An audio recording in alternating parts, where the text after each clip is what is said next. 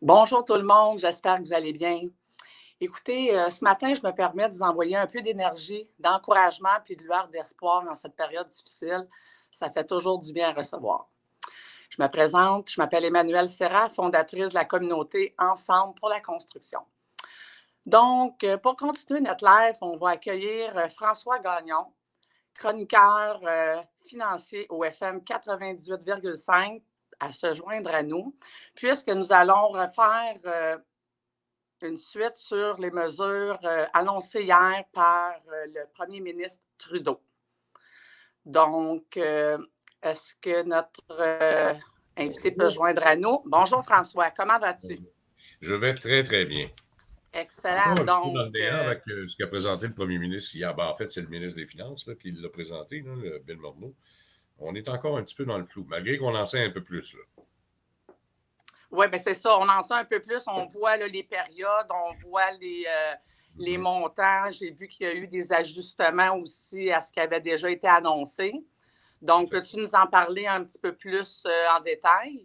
Bon, en fait, les employeurs qui voudront réaccueillir leurs employés, leurs travailleurs à l'intérieur de l'entreprise pourront bénéficier d'une aide fédérale, ce qu'on appelle la subvention salariale. Ça va jusqu'à la hauteur de la première tranche de 58 700 75 de cette somme, jusqu'à un maximum de 847 par OK. semaine. Oui. Alors, la façon de le calculer, quand on parle du fameux 30 on en sait un peu plus. Alors, ce sera le comparable entre le mois de mars, parce que ça débute le 15 mars, entre le mois de mars 2020 et le mois de mars 2019. Et chaque mois, on devra justifier notre demande. Alors donc, pour le mois prochain, pour le mois actuel, le mois d'avril, ça sera comparé au mois d'avril 2019 pour savoir si votre chiffre d'affaires a effectivement baissé de 30 Et pour le mois de mai, ce sera exactement la même chose et le programme se terminera le 15 juin. Donc, c'est sur une période de 12 semaines maximum. OK. Et à chaque mois, l'employeur devra justifier sa demande. Un peu comme l'assurance emploi, si tu veux.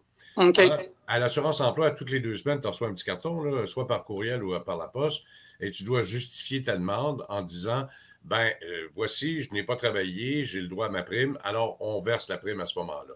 Alors, ça va être exactement la même chose, sauf que ce coup-ci, c'est Revenu Canada. Alors, on envoie le tuyau tout vers Revenu Canada. Raison fort simple, c'est que les Revenus Canada est déjà au courant de tout ce qui se passe Dans les mesures. dans les mesures et aussi sont au courant non seulement du point de vue fiscal du particulier, mais également des entreprises. Alors, ça va être un petit peu plus facile pour eux de faire certaines vérifications au cas où certains employeurs, malheureusement, feraient des demandes qui, j'emploierai pas le mot frauduleux, mais peut-être exagéré, dans le sens style, j'avais 10 employés à mon emploi, j'en réclame 8.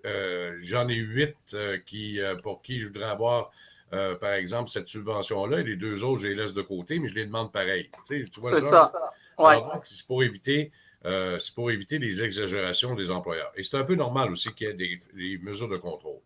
Sauf que, le diable est dans les détails. Là, le problème du gouvernement actuel, c'est qu'on n'a pas présenté de budget. Et là, on est obligé de passer encore une fois devant le Parlement pour faire approuver cette nouvelle mesure-là. Parce que ce n'est pas une mesure, c'est pas une mesure ordinaire. C'est une Non, mesure c'est qui va ça. quand même coûter 71 milliards de dollars au Trésor canadien. Donc, il faut financer tout ça et il faut aller devant la Chambre pour faire adopter.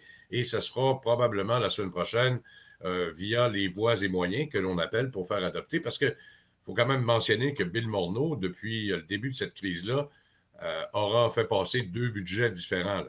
Il n'avait pas de budget.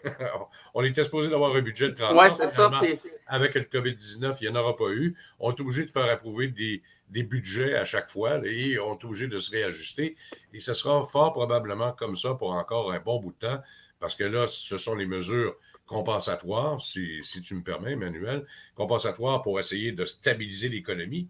Et par la suite, il y aura des mesures extraordinaires également qui seront annoncées pour la relance de l'économie. Jusqu'à maintenant, le gouvernement fédéral injecte sous forme de report d'impôts, par exemple, alors, ou encore d'aides directes, 255 milliards de dollars. Et pour OK, ceux qui aiment c'est quand faire, même énorme.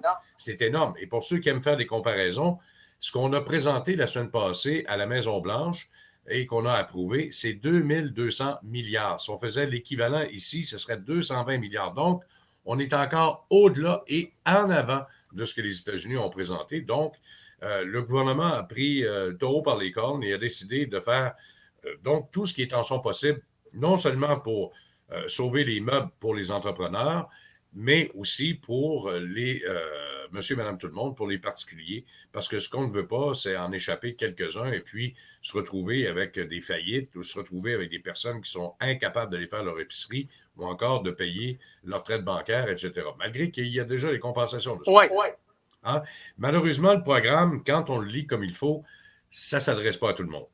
Bien là, c'est ça que j'ai vu là, ce matin. Là, je n'étais pas certaine là, d'avoir bien compris. C'est ouvert à toutes les entreprises, mais ce n'est pas toutes les entreprises qui pourront en bénéficier en tant que telles.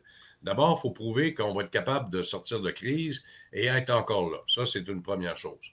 Deuxièmement, même si on a mis les bars et les restaurateurs à l'intérieur du programme, pas sûr que le restaurateur va dire, bon, ben, regarde, je vais ramener quand même ces employés-là, je vais les payer aux 3/4 de leur salaire, mais c'est parce que le 2000 la prestation d'urgence est plus payante pour les employés que la présente mesure. Alors, il va falloir donc que les employeurs fassent leurs calculs comme il faut pour être capables de servir soit d'un programme ou de l'autre. Il y en a une multitude de programmes.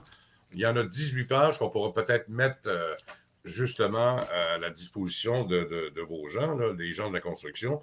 Ouais. Il y en a plein de mesures. Alors, pour s'y retrouver, c'est pas toujours facile. Alors, la subvention salariale, c'en est une. La prestation canadienne d'urgence, c'en est une autre. Si l'employeur décide de rappeler ses employés, il devra également démontrer qu'il fait tout en son possible pour payer le fameux 25 supplémentaire. Donc, ce n'est pas une obligation. Il faut faire attention ici. Ce n'est pas une obligation. Mais il va falloir qu'il fasse des efforts supplémentaires pour être capable de payer ses employés à 100 du programme.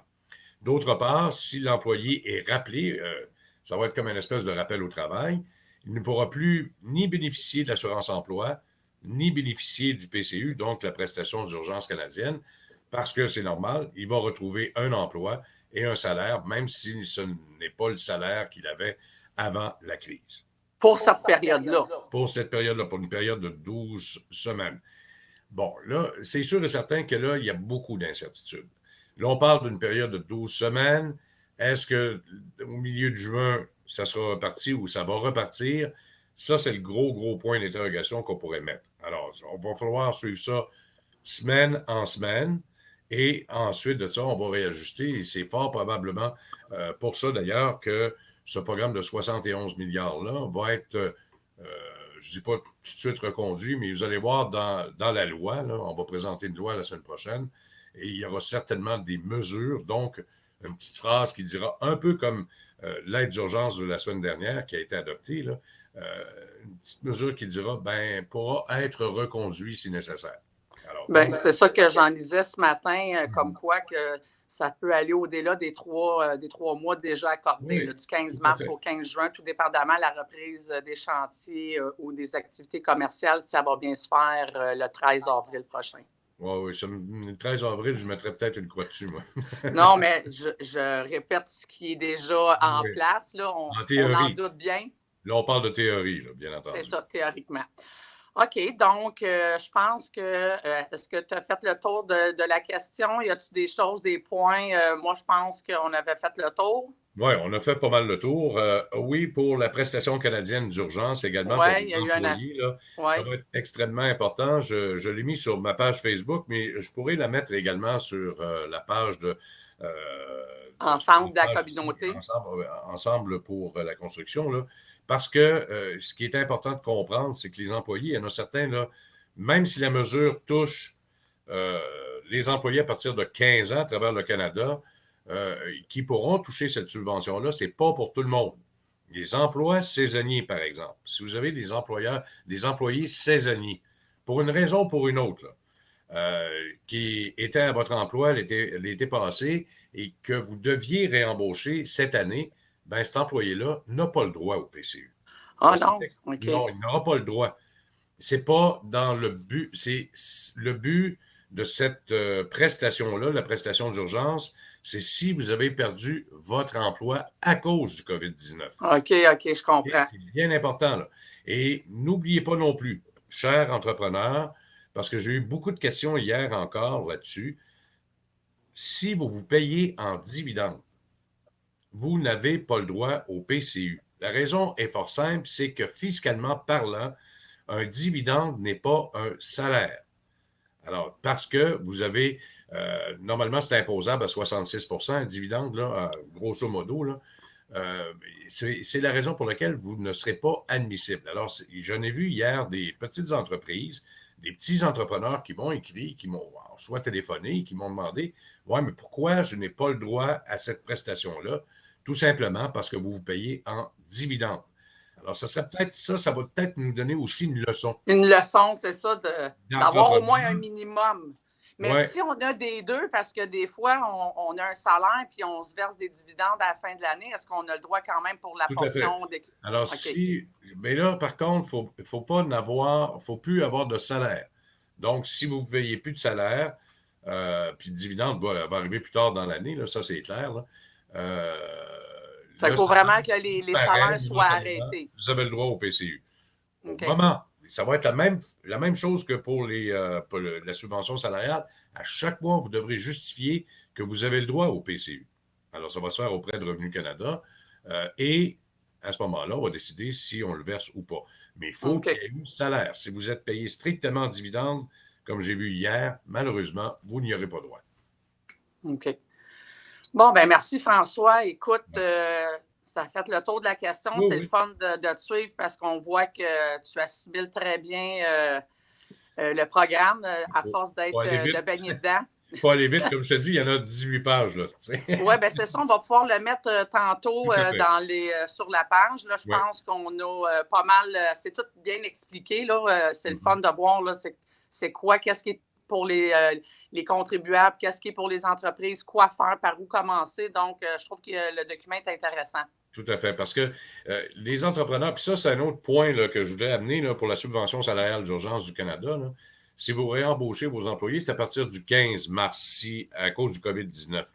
Mais là, pour l'heure, c'est vous qui devez financer, là, parce que il y aura un portail spécial sur Revenu Canada, hein, sur l'Agence du revenu du Canada, pour vous inscrire pour obtenir cette subvention-là. Mais ça va prendre 6 semaines. Donc, qui va financer? Il y a différents programmes de prêts. Là. Si tu as 10 employés, ce n'est pas tellement grave. Tu es capable de passer au travers avec le fameux prêt de 40 000 sans intérêt. Tu as 500 employés, là, ça va être une autre histoire pour gérer tes flux de trésorerie. Là. Alors donc, il va falloir faire très attention. Et c'est pour ça que, quand je disais tantôt, le diable est dans les détails, là, comment on va financer ça? Comment on fait les Oui, retenues parce à la que source? Comment on va faire les retenues à la source? Puis le coût supplémentaire que ça engendre. Alors, d'un côté comme de l'autre, je pense c'est ça, on est pogné entre l'œuf et la poule. Là. voilà. Alors donc, il va falloir regarder les voies et moyens. Donc, le projet de loi la semaine prochaine pour en avoir de plus amples détails. Puis il y aura certainement débat à la Chambre des communes là-dessus pour savoir comment, si le programme ne pourrait pas ne pas être amélioré, un peu comme ça s'est fait il y a 2 semaines pour la prestation canadienne d'urgence. Dis-moi, François, je suis persuadée qu'il y a bon nombre de gens qui se posent la même question que moi. Donc, supposons que, bon, là, je sais c'est quoi les mesures que je peux avoir pour mon entreprise. Je ne suis pas trop sûre. OK, là, le temps que j'aille le prêt, il faut que je parle à mon gérant de banque, il faut que je remplisse les papiers, hein, puis là, il faut qu'il approuve, puis tout ça. Ça va prendre au moins encore 1 à 2 semaines de façon conservatrice. Est-ce qu'on peut ne pas payer nos employés ou on est obligé de tout de suite mettre ça en marche puis que je le fasse une paye si je décide avec la subvention salariale? Je suis obligée de faire ça tout de suite ou je pourrais attendre dans 2 semaines puis faire rétroactif sur les 4 payes? Bien, là, il va falloir voir, c'est justement dans le projet de loi, comment ça va être indiqué. C'est parce que il ne faut pas oublier que si on revient rétroactif au 15 mars et que les gens ont déjà commencé à empocher la PCU et qu'on redonne le salaire et que les gens sont réembauchés, le premier 2000 là, Il va falloir qu'il le rembourse. va falloir le rembourser. Là. C'est très important de comprendre tout ça. Et c'est comment on va être capable de gérer ces flux de trésorerie.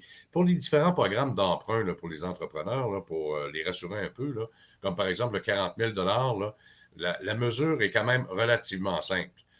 Vous passez soit par la BDC ou encore à l'intérieur de votre institution bancaire, puis la seule raison pour laquelle il pourrait être refusé, c'est que vous n'étiez pas rentable avant et que vous risquez de ne pas l'être après.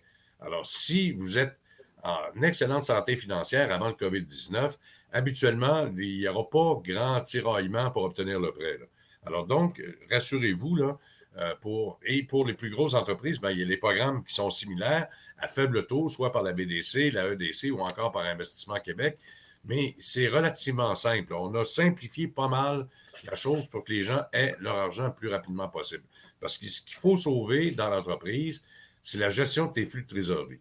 Ça, si tu règles ça en partant, il n'y aura pas de problème. Mais si tu as des difficultés à gérer ton train-train quotidien, malgré le fait que tu sois arrêté, c'est-à-dire, comme par exemple, tes différentes traites que tu as à faire, soit pour payer ton équipement, payer tes locaux, l'électricité qui continue quand même, etc., là, là, ça risque d'être un petit peu plus difficile et un peu plus pénible. Donc, j'invite les propriétaires d'entreprises peut-être à voir et rapidement voir aussi auprès de votre banquier s'il n'y a pas possibilité d'obtenir de l'aide rapidement. Bon, bien, merci beaucoup, François, pour cette mise à jour-là. Dans un deuxième temps, on va aujourd'hui accueillir un avocat que je connais depuis au moins 15 ans. Un avocat qui est spécialisé en droit de la construction.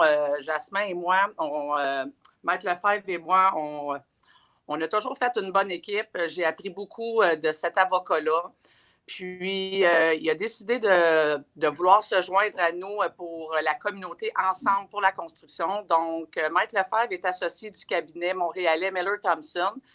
Il a une très solide expertise en droit de la construction, notamment en matière de négociation et de litige.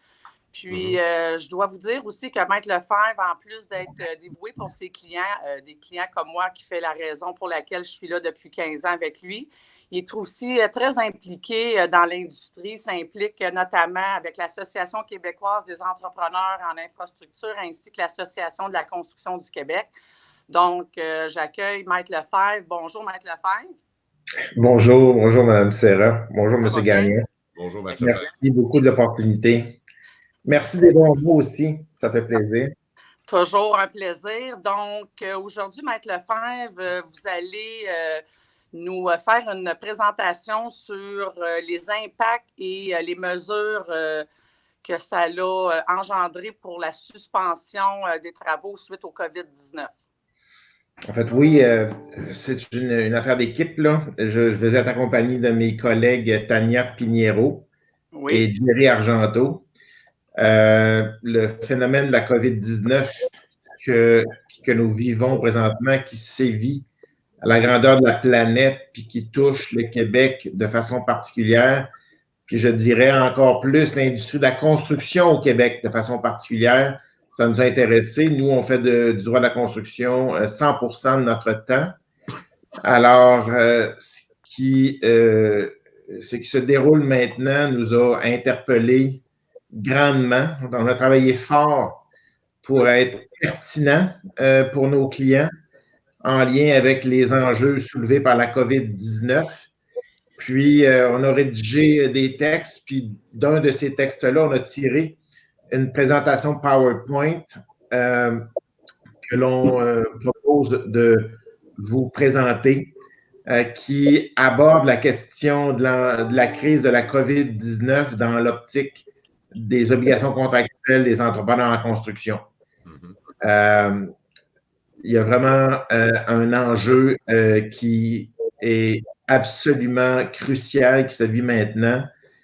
Puis, vous allez voir que le maître mot que l'on va employer tout le long de notre présentation, c'est « relire vos contrats ».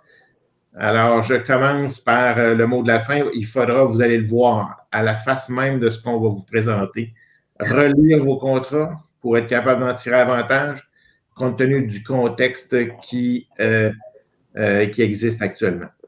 Excellent. Donc, vous nous présentez vos deux collègues?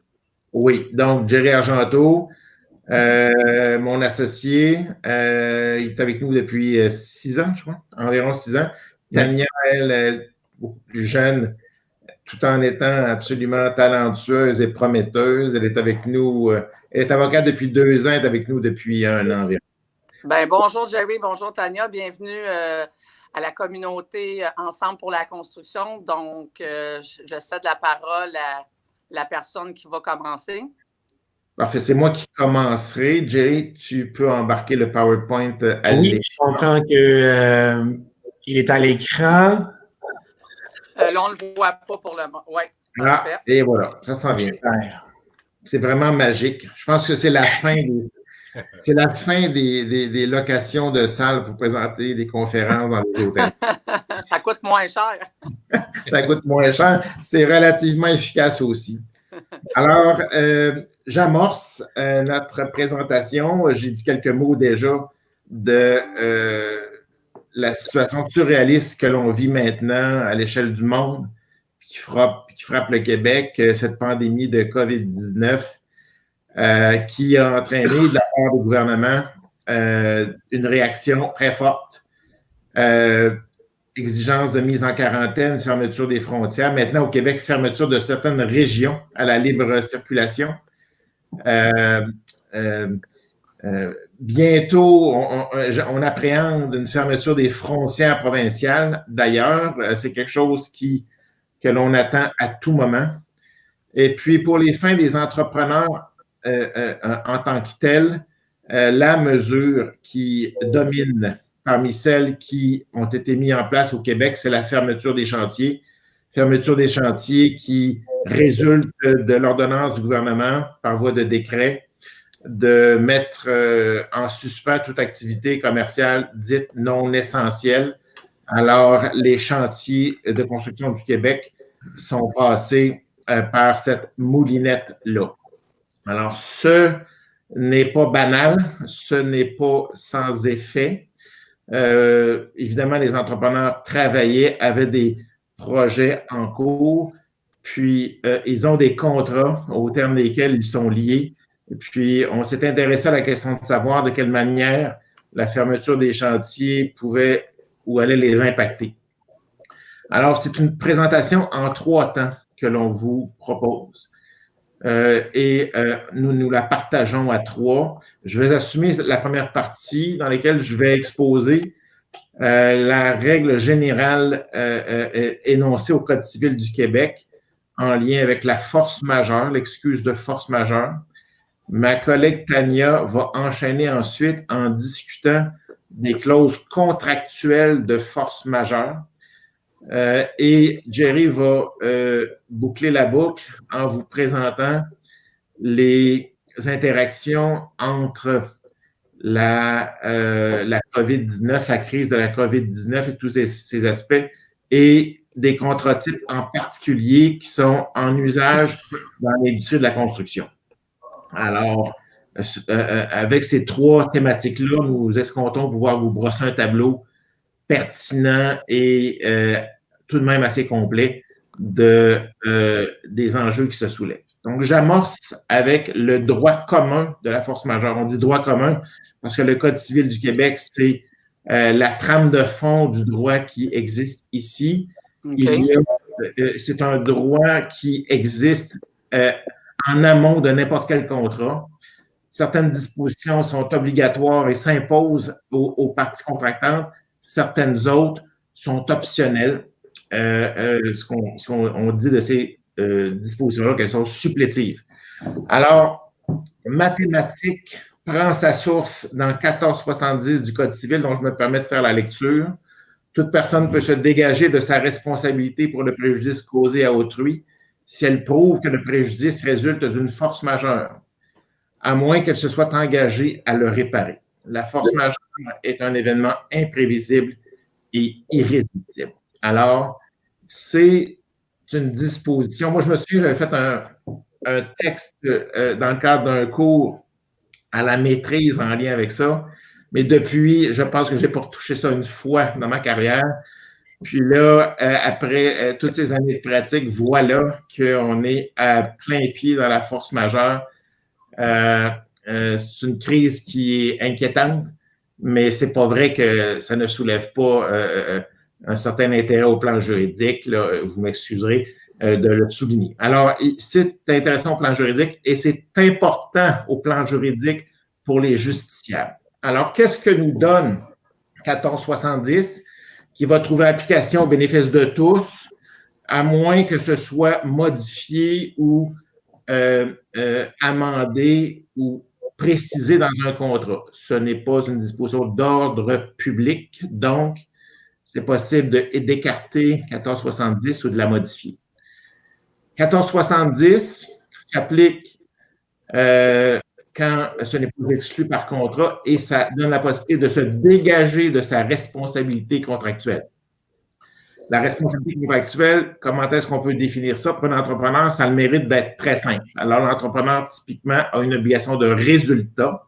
Il contracte pour réaliser un ouvrage contre un prix déterminé ou déterminable.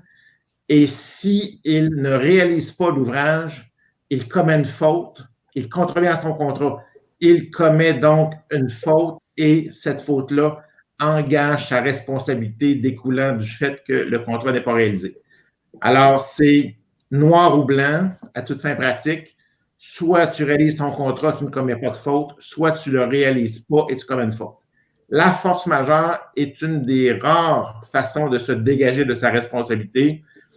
Je mentionne au passage qu'il y a aussi la faute d'un tiers ou le manquement à son devoir d'information par le donneur d'ouvrage. Ce n'est pas les thèmes que l'on va aborder aujourd'hui. Je vous dis que ça existe, mais aux côtés de ces autres moyens de défense, la force majeure existe comme moyen indépendant de se dégager de sa responsabilité. Okay. Pour avoir accès à ce moyen de défense-là, le seuil est tout de même élevé. Ce seuil-là, il est inscrit dans les termes de 1470. Il faut que l'événement que l'on invoque être un événement de force majeure soit imprévisible et irrésistible. Je dis deux mots de la notion d'imprévisible en lien avec l'épidémie, la pandémie de la COVID-19 et ses conséquences. Je me permettrai de d'énoncer l'opinion qu'on est probablement dans le règne de l'imprévisible ici, avec cette pandémie, quelque chose de totalement historique, de monstrueux à l'échelle mondiale. Probablement que là, le seuil, on l'a atteint. Il y a par contre des discussions plus importantes qui peuvent se soulever en lien avec la notion d'irrésistible. Alors, est-ce que l'on est face à un événement irrésistible? Est-ce qu'en soi, la pandémie de la COVID-19 est un événement irrésistible? Pour que ce soit irrésistible et permettre d'atteindre le seuil prescrit dans le Code civil à l'article 1470, il faut que ça rende l'exécution de l'obligation impossible. Il faut que ce ne soit pas simplement plus onéreux ou plus long de réaliser l'obligation, il faut que ce soit impossible. Bon, évidemment. Donc, impossible, c'est quoi? Pardon?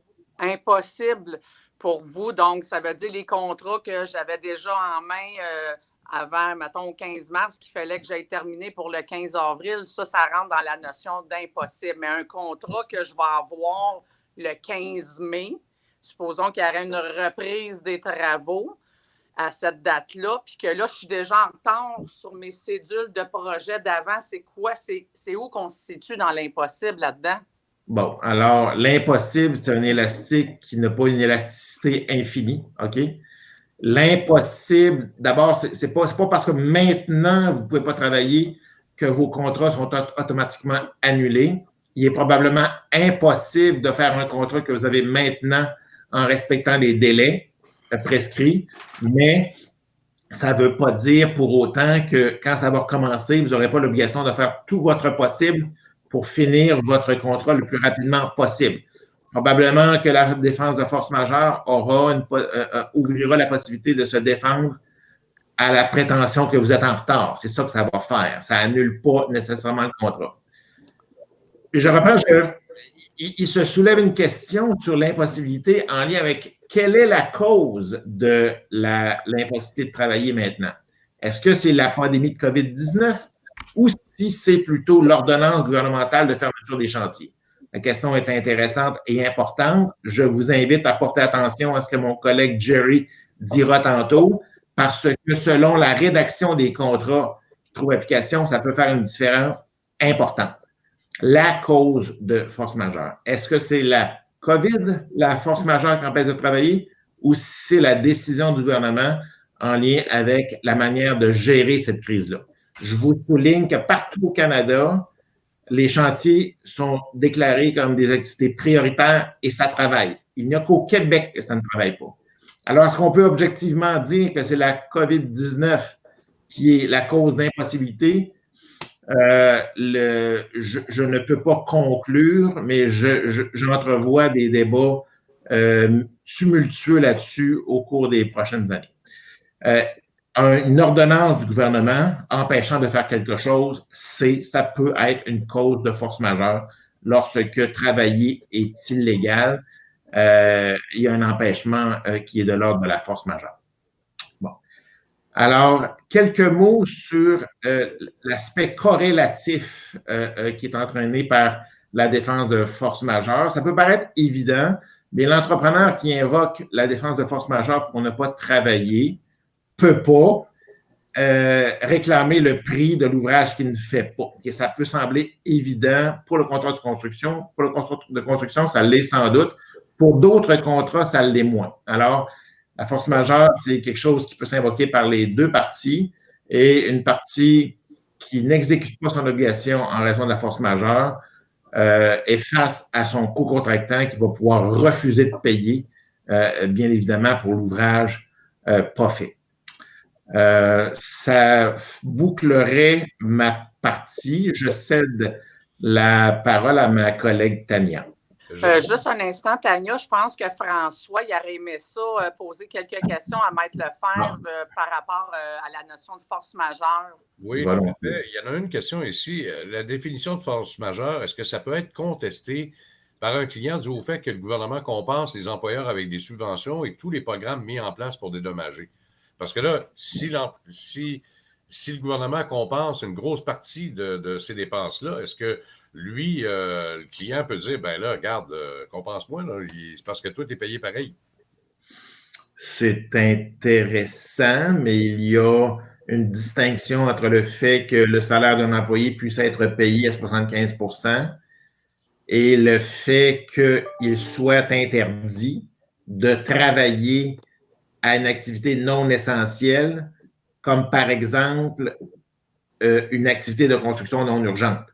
Alors, il n'y a pas un lien étroit, si étroit que ça, entre le fait qu'il y a une subvention salariale accessible et le fait que l'on ne puisse pas faire avancer physiquement un chantier.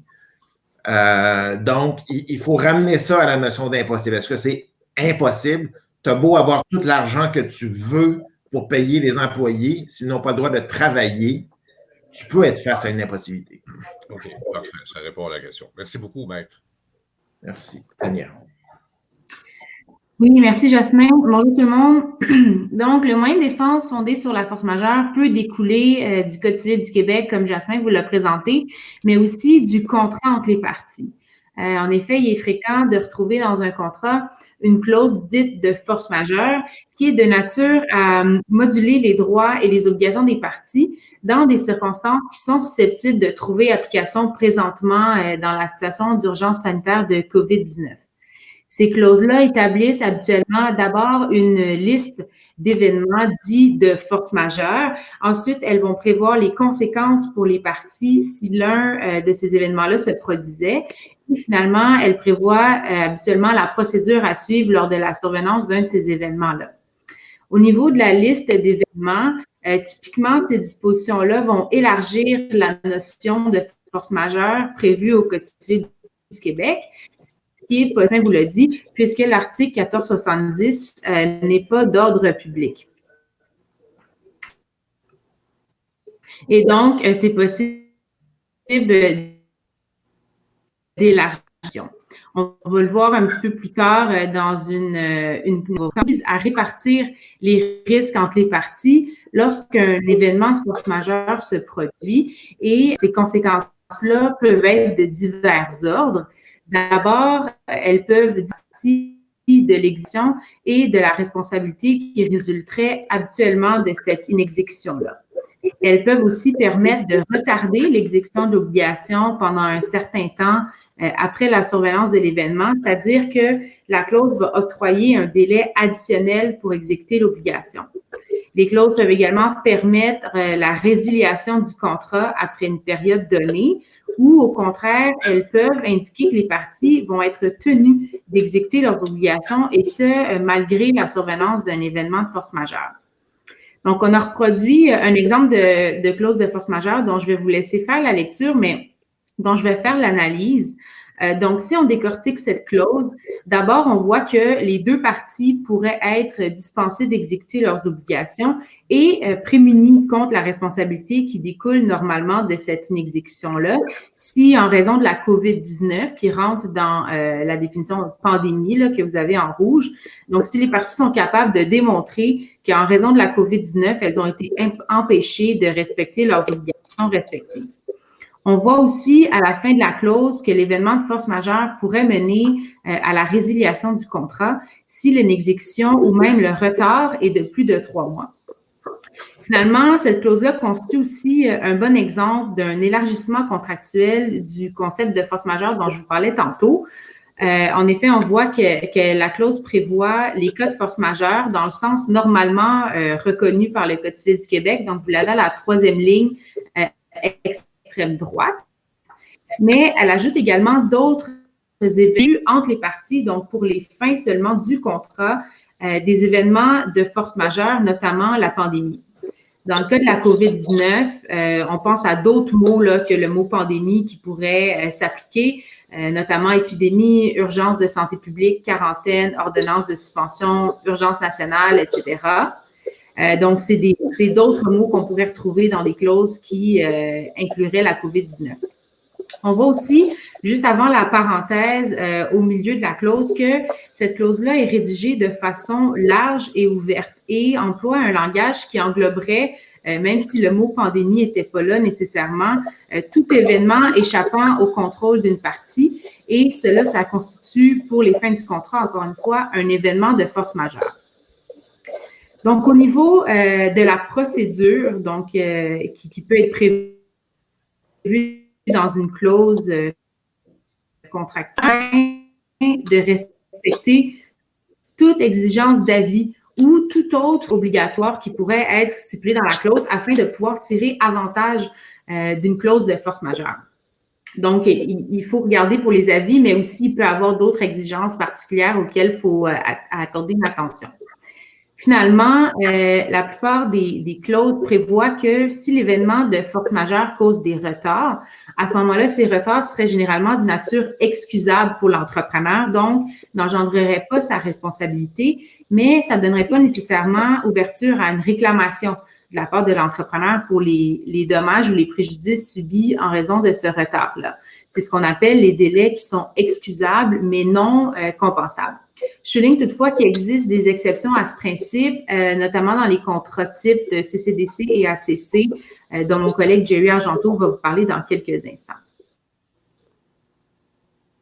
Merci, Tania. Section 6, ce qu'il faut retenir, force majeure. Ça coupe. J'avais pas terminé. Ah, OK, excuse, parce que je ne t'entendais plus. Vas-y, Tania, termine. On m'entend? OK, parfait. Vas-y. Ce qu'il faut retenir, c'est que l'application d'une clause de force majeure et sa portée vont être déterminées vraiment au cas par cas. Il n'y a pas de règle générale en tant que telle qu'on peut en ressortir. Ça va être interprété en tenant compte du contexte contractuel, donc des termes du contrat, mais aussi des circonstances particulières créées par la pandémie de la COVID-19. Les entrepreneurs et les donneurs d'ouvrage ont donc tout intérêt à examiner leur contrat pour voir si les clauses de force majeure s'y trouvent et seraient susceptibles de s'appliquer dans les circonstances. Le cas échéant, c'est sûr qu'il va falloir déterminer les effets de la clause sur leurs obligations et sur leurs droits respectifs. Donc, je vais maintenant laisser la parole à Jerry. Merci.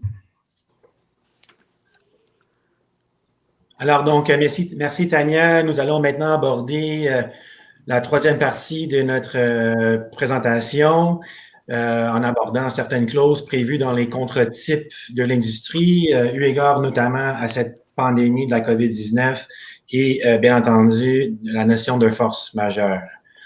Donc, on commence avec un exemple tiré d'un contre-type du CCDG.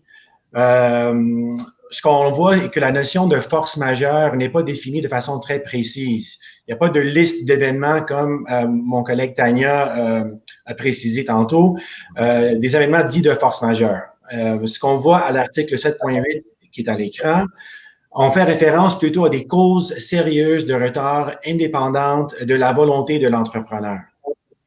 Donc, quant à nous, effectivement, la pandémie de la COVID-19 peut répondre à cette définition et par voie de conséquence permet à l'entrepreneur de demander et d'obtenir un prolongement de délai, même si le mot pandémie ou crise ou urgence nationale n'apparaît pas dans cette clause. La même disposition, un paragraphe plus loin, prévoit que même en cas de force majeure, l'entrepreneur ne pourra pas cependant réclamer des dommages consécutifs au prolongement des travaux, ou autrement dit, des frais qui résultent des retards causés par la pandémie de la COVID-19. C'est ce qu'on voit à l'article 7.8 et ça correspond avec le principe dont faisait référence Tania, les délais qui sont de nature excusable mais non compensable. Okay. Maître, j'aurais une question justement là-dessus, sur cette clause-là. Oui. Si on se rappelle la grève des grutiers l'année passée sur le pont Champlain, est-ce que ça rentrerait dans cette définition-là pour les entrepreneurs?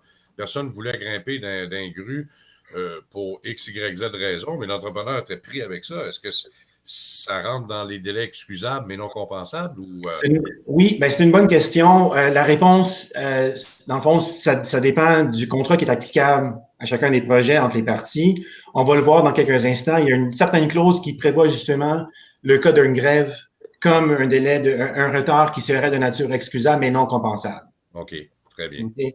Donc, tout est en fonction de ce qui est prévu dans les dispositions contractuelles. Et si on veut invoquer la notion de force majeure, bien entendu, comme Jasmin a dit précédemment, il faut revenir à la notion de base. Est-ce que la situation en question rend ma prestation impossible? OK. Si je peux me permettre un complément ici, en jurisprudence, on a vérifié dans le cadre de nos démarches, la jurisprudence, en fait, même Tania, tu pourras peut-être ajouter quelque chose. La jurisprudence à l'égard des grèves, elle n'est pas constante. Ça varie selon les circonstances. Si la grève est prévisible parce que dans la construction, à chaque fois qu'il y a renégociation, l'excuse de force majeure est moins facilement accessible pour l'entrepreneur. Okay. Il faut voir au cas par cas, là, ça dépend des circonstances. OK. Très bien. Juste ajouter, en fait, excuse-moi, Jerry, également, si la grève est prévisible parce qu'elle est causée par un comportement de la personne qui cherche à invoquer cette règle-là de force majeure, ça risque aussi de ne pas fonctionner comme application. Ouais. Très bien. Ouais, merci. Merci de la question. Ça me permet justement de faire le lien avec la prochaine diapositive. On va le voir. On vient de traiter du CCDG. Du côté du CCDC, le Comité canadien de documents de construction, il y a une condition générale 6.5.3 où cette fois-ci, on énumère différentes causes possibles de retard ou de force majeure. Et vous voyez à l'écran l'article 1, justement, on fait référence à des grèves, à des lockouts. OK. Et on va le voir, je me délance un peu dans ma présentation, mais plus tard, on va le voir que ces événements-là donnent lieu à un retard qui est de nature justement excusable, mais non compensable. Au 4e paragraphe, on attire votre attention là-dessus. On fait référence à toute cause indépendante de la volonté de l'entrepreneur. Donc là encore, on voit une expression assez large de ceux qui pourraient être inclus. Donc, même si on ne retrouve pas le mention du mot pandémie, par exemple, quant à nous, ce 4e paragraphe est rédigé de façon assez large pour très probablement inclure la situation qu'on vit présentement de la COVID-19. Quant à la conséquence maintenant de la survenance de l'événement de force majeure, comme c'était le cas pour le CCDG qu'on a vu tantôt, les délais causés sont justement de nature excusable mais non compensable, c'est-à-dire que l'entrepreneur va avoir droit à un prolongement de son délai d'exécution des travaux, mais l'entrepreneur ne pourra pas réclamer les coûts additionnels qui résultent de ces retards-là, qui sont eux-mêmes la conséquence de l'événement de force majeure. Jerry, j'aurais une question à cet effet-là. Le délai qu'on aurait le droit de demander pour qu'il soit prolongé, je donne un exemple. Là, la suspension des chantiers a été arrêtée pour 3 semaines. Est-ce que quand je recommence, supposons qu'on recommence toujours le 13, est-ce que j'ai le droit de demander 3 semaines de délai? Est-ce que c'est ça qui va être accordé? Parce que souvent, nos contrats vont nous lier que s'il faut que je fasse du temps double, que je travaille le soir, la fin de semaine pour rencontrer la cédule de l'entrepreneur général ou du client, tout dépendamment dans quel cas qu'on se situe. Mais est-ce que ça, c'est le délai arrêté vient normalement être le délai accordé? Oui, bien, plusieurs notions abordées dans votre question. D'abord, quant au délai, encore, c'est un peu plate comme réponse, mais c'est au cas par cas, il y a des notions là-dedans de délai concurrent. Est-ce que les délais sont sur le cheminement critique, faisant en sorte qu'une suspension de 3 semaines équivaut nécessairement à un prolongement de délai de 3 semaines? C'est à voir. D'ailleurs, encore, on se dévance un petit peu dans la présentation, mais le MTQ, par exemple, a justement émis un avis invitant les entrepreneurs de communiquer avec le MTQ pour convenir d'un nouvel échéancier dans les cas des chantiers qui seront affectés par la pandémie et par la suspension des travaux.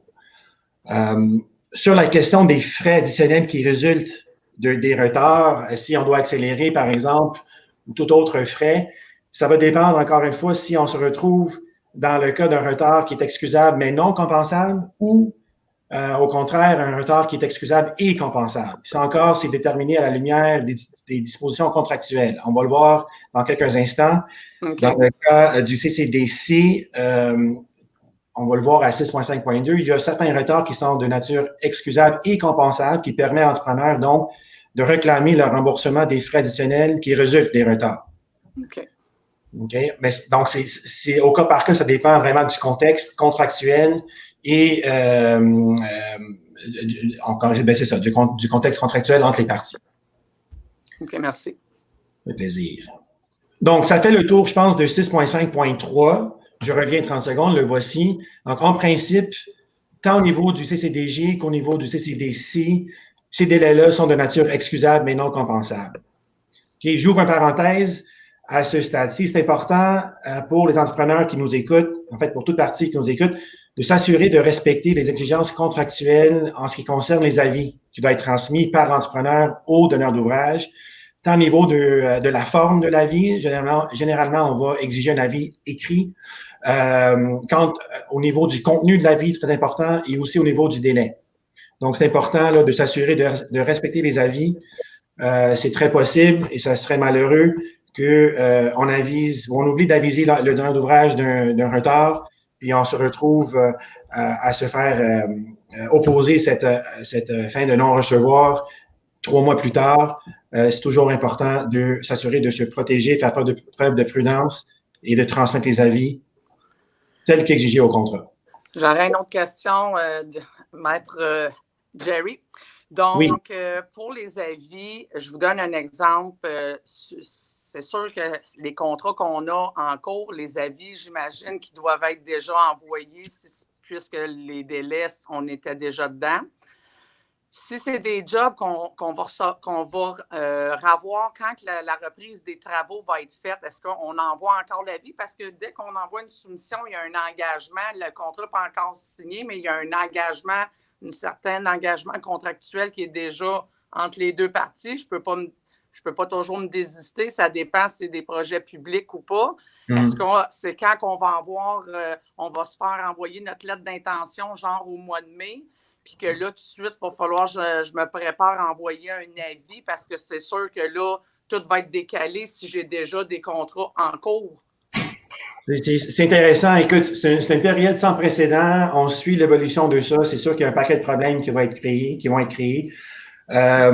Sur les avis, généralement, il va y avoir des exigences qui sont prévues au contrat. Donc, c'est important. On va prévoir l'obligation de donner un avis dans les 10 jours, par exemple, de la survenance de l'événement qui cause un retard. Et donc, c'est important. Le message, c'est de réviser vos contrats de grâce, identifier les exigences en matière d'avis et de les respecter. Hier, on a la discussion. Personne n'a jamais perdu une cause d'un procès en envoyant 2 ou 3 avis même, un qui précise l'autre.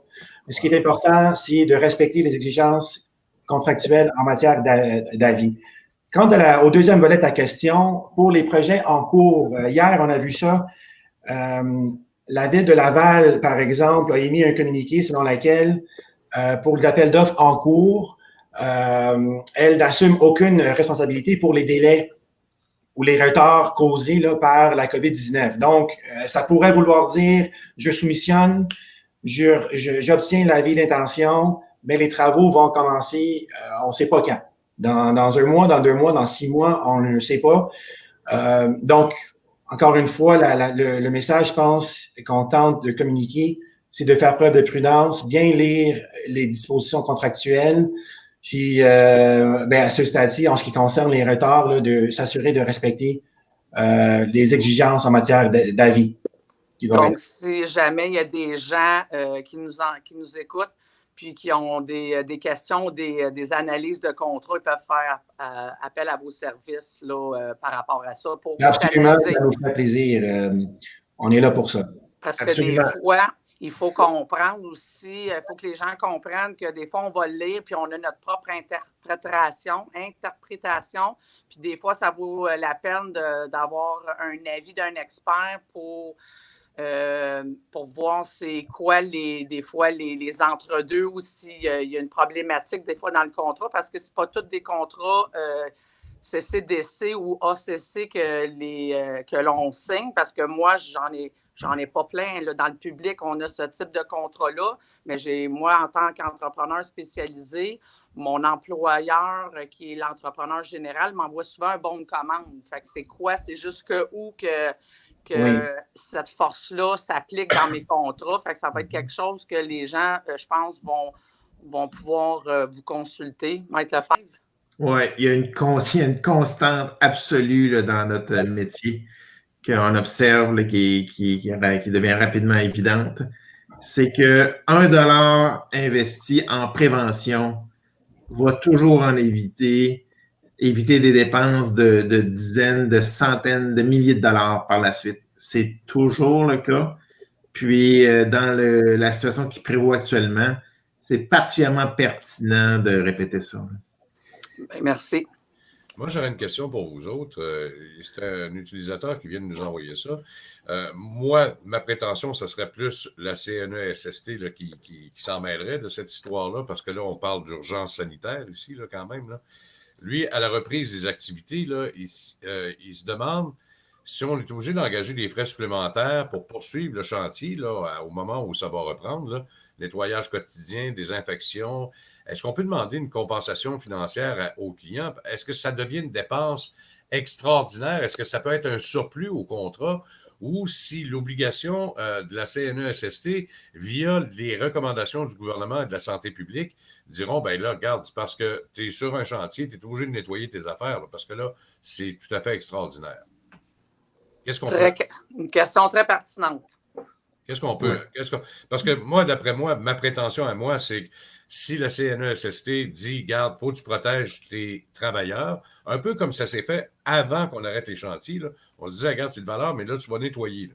Alors, au moment où on a arrêté les chantiers, là, ça s'arrêtait, mais il y avait déjà des frais supplémentaires. Là, oui, c'est pas juste les frais liés au nettoyage. En parlant avec des collègues, même dans les autres provinces où les chantiers sont toujours en cours, mais pour lesquels les donneurs d'ouvrage met en place des mesures de gestion sanitaire, si on veut, c'est aussi de ralentir la cadence des réunions de chantier, par exemple. Au lieu d'avoir 10 personnes, on va avoir 5. Au lieu d'avoir une réunion par jour, on va avoir 1 ou 2 jours. Donc, tout est ralenti, par exemple. Au lieu d'avoir des breaks de 15 minutes, tout le monde ensemble, et là, ça va être reparti dans le temps pour minimiser justement des regroupements de personnes. Puis, on va le voir dans le PowerPoint dans quelques instants. On aborde cette question précise-là. La réponse revient toujours à dire ça dépend du contrat. Mais en ce qui concerne les CCDC et CCDG, la réponse, je soumettrais, j'aurais tendance à dire que oui, c'est des frais qui sont compensables. Surtout si on se trouve dans le cas de l'article 6.5.2, on va l'aborder en quelques instants. Et d'ailleurs, là, je saute mon PowerPoint. Le MTQ a émis un avis le 27 mars dernier indiquant comme quoi les frais liés justement à la mise en place des mesures recommandées par la CNESST seraient remboursés par le MTQ. Bien entendu, qui sont régis par le CCDG. Vas-y, Jasmin. Je me permets un petit ajout. Là, on discute d'illustration de contrat type, mais à supposer que votre contrat ne correspond à aucune des illustrations que l'on emploie dans notre présentation. Moi, à mon point de vue, la nécessité de désinfecter quotidiennement qui est évoquée dans la question, ce serait une conséquence de la COVID-19, un événement qui est imprévisible, qui était imprévisible, et il y aura sans doute ordonnance de désinfecter. Si ordonnance, c'est irrésistible, c'est une conséquence d'une force majeure au sens du droit commun. Selon moi, cette réclamation-là a un fondement. Ouais, intéressant. Merci. Merci. Merci des questions. C'est très intéressant. C'est le fun de discuter de ces questions-là. Absolument. Donc, on continue. On vient de voir deux dispositions qui traitent de la notion de force majeure comme telle. Okay? Au Québec, une particularité, on sait que depuis le 24 mars, là, de mémoire, les chantiers sont fermés de façon générale, sous réserve de certaines exceptions, bien entendu. Donc, la conséquence de ça, c'est qu'au niveau contractuel, ça nous permet de souligner la condition générale 6.5.2 du CCDC qui porte spécifiquement là-dessus.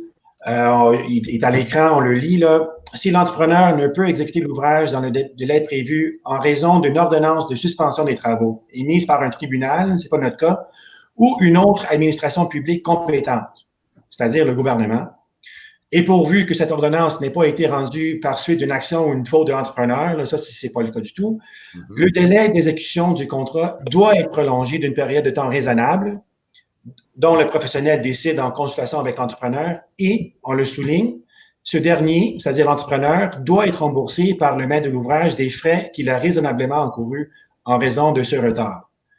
Donc, dans le cas d'une suspension ou fermeture de chantier, on vient convertir, si on veut, les délais excusables et non compensables en des délais plutôt excusables et compensables. OK. Puis, quand vous parlez des...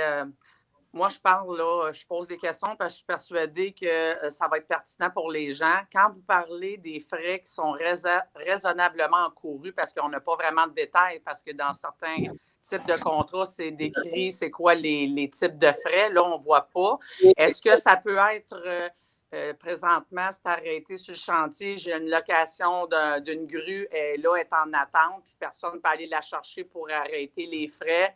La compagnie de location continue toujours à me facturer. Donc, une partie de ces frais-là pourrait, pas une partie, 100% des frais pourraient être réclamés.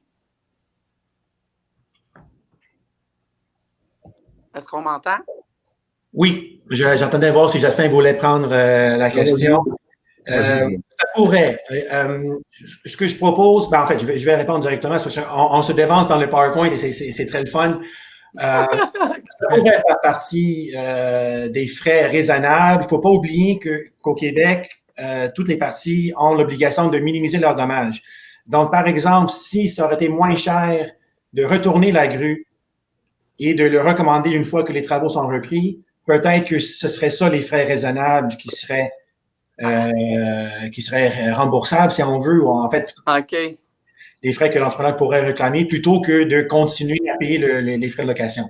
C'est le même principe qu'en assurance, il faut agir en bon père de famille à ce moment-là? Oui. Bon père de famille, c'est du siècle passé toutefois. Maintenant, c'est la personne raisonnable qui a pris la place. On va voir dans quelques instants, le NTQ, qui, je dois dire, a été assez proactif, je trouve, a dressé une liste de frais qui risquent d'être acceptés comme des frais raisonnables. Et donc, on pourrait peut-être s'inspirer de cette communiqué-là.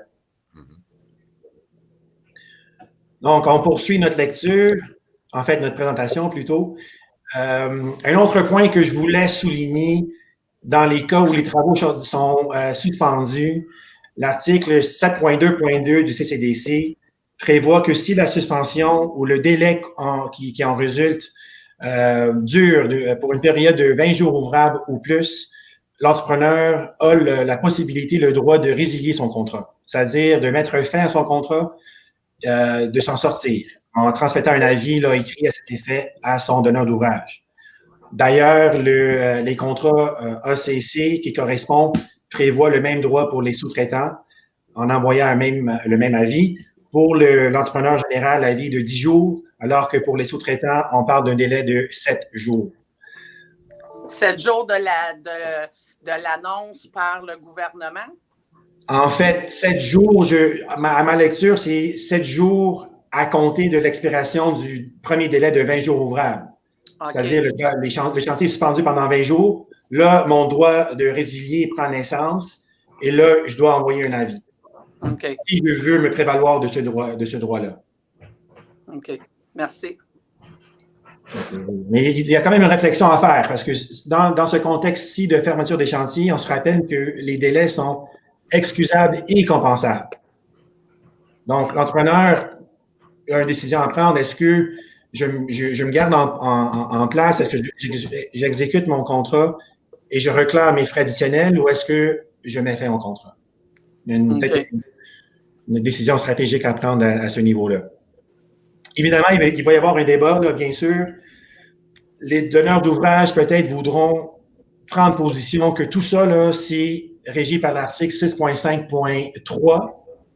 On est en cas de force majeure et donc les délais sont excusables et non compensables, alors que les entrepreneurs, eux, vont dire, bien, voyons donc, il y a une ordonnance de suspension des travaux, donc c'est 6.5.2 et mes délais sont non seulement excusables, mais compensables aussi. Comme Jasmin a dit, d'entrée de jeu, là, il est fort à parier qu'il va y avoir un débat là-dessus. Maintenant, pour terminer, là, on vous présente à l'écran les avis du NTQ qui ont été publiés au cours de la dernière semaine ou 2 dernières semaines. Un premier avis, en fait, c'est l'avis numéro 2 qui a été publié le 24 mars 2020. On a mis à l'écran des éléments, quant à nous, les plus pertinents.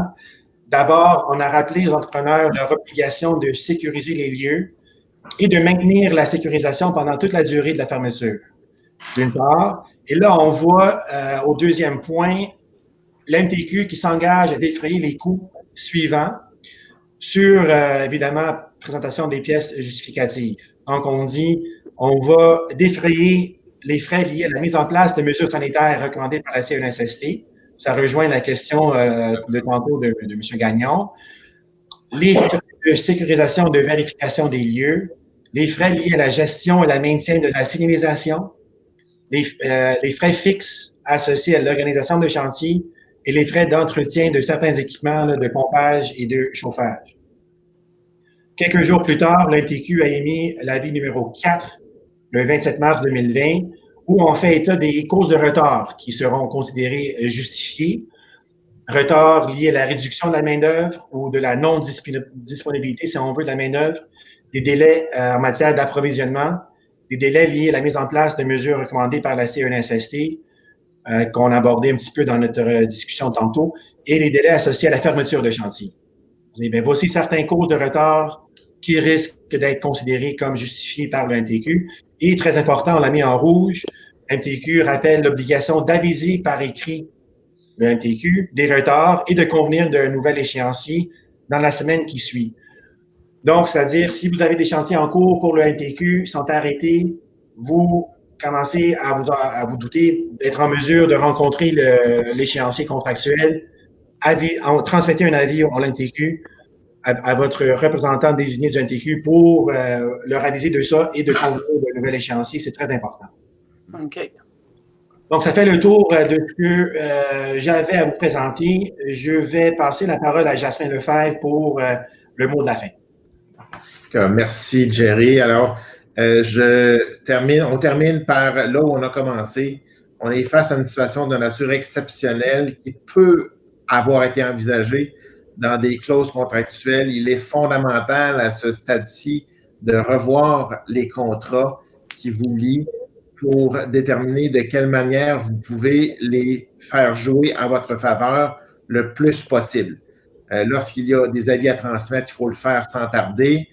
En cas de doute sur la nécessité de transmettre un avis, transmettez un avis. L'avis, ça vise à prévenir votre vis-à-vis contractuel d'une situation et de lui permettre de réagir. Alors, on n'aura jamais transmis un avis de trop dans aucun dossier judiciaire, alors qu'il y a plein de dossiers judiciaires qui résultent du défaut d'avis. Alors, on va suivre pour vous la situation de très près, puis on sera disponible pour Mme Serra pour vous représenter une mise à jour le cas échéant. Merci à tous. Excellent. Maître Lefebvre, si je peux me permettre, donc moi, tel qu'on avait discuté, afin de suivre justement de près l'évolution de la situation, je crois qu'il serait intéressant que vous soyez à nouveau sur le plateau la semaine prochaine, dans notre live de jeudi prochain, pour justement voir qu'est-ce qu'il va y avoir eu par rapport à l'évolution de la situation. Je pense que ça serait intéressant pour les gens.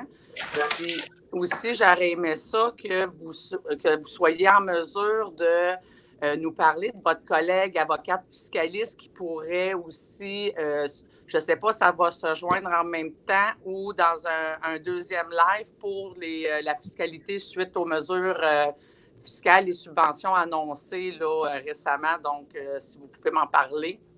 Je lui ai parlé hier, Marie-Hélène Tremblay. Elle est, comme je le prévoyais, preneuse pour faire une présentation pour les fins de votre communauté.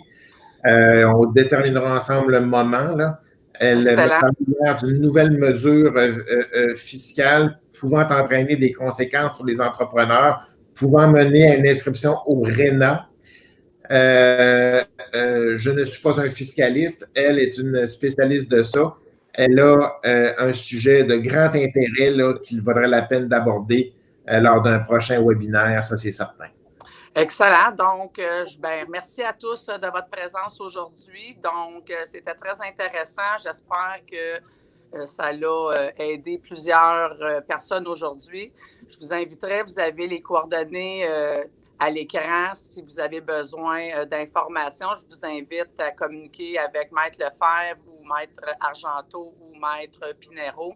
Ils seront en mesure là, de vous aider. Puis, vous allez voir, c'est une bonne équipe. Ils s'occupent bien de leurs clients. Donc, merci à tous. Je vous souhaite une belle journée. Peut-être, François, tu as un mot à ajouter. Est-ce qu'on a le temps de répondre à deux questions qui sont quand même pertinentes, mais là, c'est plus financier que du côté de Maître Lefebvre ou Argenteau et Pinheiro. Quand pourrons-nous faire les demandes de subvention de salaire? Il va falloir attendre la semaine prochaine que ça passe par les voies et moyens. On le sait, ça va être un projet de loi qui devra être adopté par le Parlement. Et par la suite, les modalités se feront par Revenu Canada. Et l'autre question, j'imagine que la subvention s'applique aux employés et non aux dirigeants. Ça va s'appliquer aux dirigeants également. Mais attention, si vous vous payez strictement en dividendes, vous ne pourrez pas demander de subvention salariale. C'est un peu normal. Hein? Les dividendes ne sont pas applicables, peu importe la demande de subvention que vous allez faire, soit que par le PCU, la prestation canadienne d'urgence, ou encore dans la proposition du gouvernement canadien hier de faire une subvention salariale d'urgence également pour les employeurs. Donc, si vous vous versez un salaire, oui, vous serez admissible, même si vous êtes un dirigeant. Et pour tous les dirigeants, et peu importe le nombre d'actions que vous avez dans votre entreprise, c'est bien important de le comprendre. Oui, effectivement, à la fin de l'année, vous payez probablement un dividende, mais si vous payez un salaire, vous êtes admissible. C'est comme ça qu'il faut le comprendre. Alors, voilà pour les deux questions que j'avais à répondre. Super. Donc, Madame Serra, j'aurais une petite dernière chose à ajouter. Oui. Alors, comme trame de fond à notre présentation PowerPoint, nous avons préparé un texte de 4 ou 5 pages qui reprend la matière exposé aujourd'hui. Alors, toute personne intéressée à obtenir ce texte-là gratuitement n'a qu'à nous contacter ou vous contacter, puis on lui fera suivre rapidement et ce sera une base intéressante là, pour une réflexion qui doit s'engager aujourd'hui pour ces personnes-là. OK, excellent. Bien, merci, Maître Lefebvre. Donc, merci à tous de votre participation. Merci aussi aux gens qui nous ont écoutés aujourd'hui. C'est toujours pertinent de vous apporter des sujets d'actualité. Donc, restez à l'affût, suivez-nous sur la communauté. Vous allez voir c'est quoi la description des prochains lives. Donc, sur ce, bonne journée à tous. Merci. Merci, bonne journée. Merci tout le monde. Merci.